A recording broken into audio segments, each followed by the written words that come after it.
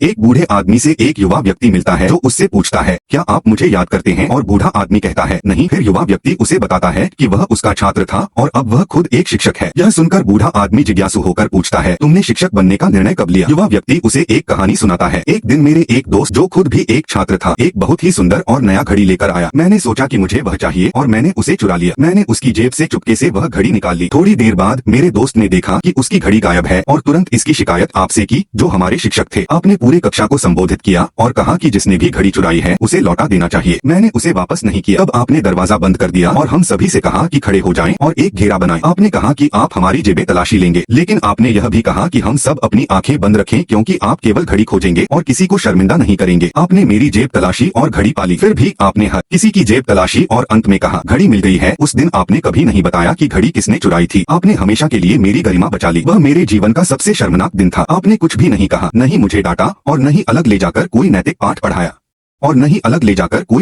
पढ़ाया। लेकिन मैंने आपका संदेश स्पष्ट रूप से समझ लिया। आपको यह घटना याद है प्रोफेसर? बूढ़े प्रोफेसर ने जवाब दिया, हाँ मुझे वह घटना याद है जब घड़ी चोरी हुई थी और मैं सबकी जेबें टटोल रहा था। लेकिन मुझे तुम्हारा चेहरा याद नहीं था क्योंकि मैंने भी अपनी आंखें बंद कर ली थी जब मैं सबकी तलाशी ले रहा था।